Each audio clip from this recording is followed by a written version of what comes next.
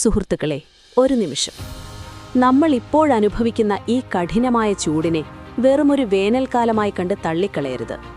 ലോകമെമ്പാടും കാലാവസ്ഥാ വ്യതിയാനമുണ്ടാക്കുന്ന El Nino എന്ന പ്രതിഭാസത്തിന്റെ തുടക്കമാണിത്.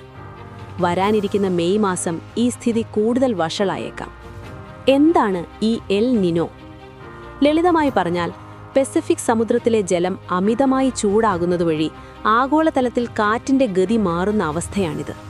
ഇത് നമ്മുടെ മൺസൂണിനെ ബാധിക്കുകയും മഴ കുറയാനും കഠിനമായ വരൾച്ചയ്ക്കും കാരണമാവുകയും ചെയ്യുന്നു. നാം ശ്രദ്ധിക്കേണ്ട കാര്യങ്ങൾ: ആരോഗ്യമുള്ള ഒരാൾക്ക് പോലും ഹീറ്റ് സ്ട്രോക്ക് അഥവാ സൂര്യാതാപം ഏൽക്കാൻ സാധ്യതയുള്ള സമയമാണിത്.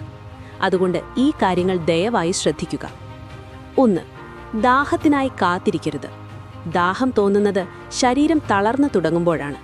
അതുകൊണ്ട് ഓരോ മണിക്കൂറിലും കൃത്യമായി വെള്ളം കുടിക്കുക. പ്രായമുള്ളവരും കുട്ടികളും ഇക്കാര്യത്തിൽ പ്രത്യേക ശ്രദ്ധ പുലർത്തണം. 2. സമയക്രമം പാലിക്കുക. പകൽ 11 മണി മുതൽ 3 മണി വരെ പുറത്തിറങ്ങുന്നത് പരമാവധി ഒഴിവാക്കുക. വെയിൽ നേരിട്ടേൽക്കുന്നത് ജീവന് തന്നെ ഭീഷണിയായേക്കാം. കുട്ടികളുടെ കായിക വിനോദങ്ങളും ഈ സമയത്ത് ഒഴിവാക്കുന്നതാണ് നല്ലത്. 3. വസ്ത്രധാരണം. കറുത്ത വസ്ത്രങ്ങൾ ഒഴിവാക്കി വെളുപ്പോ മറ്റ് ഇളം നിറങ്ങളോ ഉള്ള കോട്ടൺ വസ്ത്രങ്ങൾ ധരിക്കാൻ ശ്രമിക്കുക.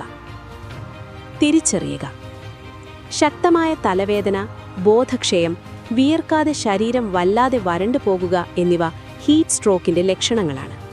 ഇത്തരം ലക്ഷണങ്ങൾ കണ്ടാലുടൻ തന്നെ ആ വ്യക്തിയെ തണലിലേക്ക് മാറ്റുകയും ശരീരം നനഞ്ഞ തുണി കൊണ്ട് തുടയ്ക്കുകയും ചെയ്യുക.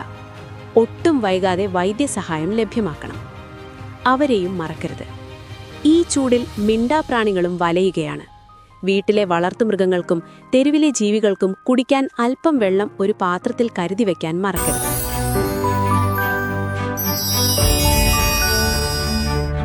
123 ന്യൂസ് മലയാളം.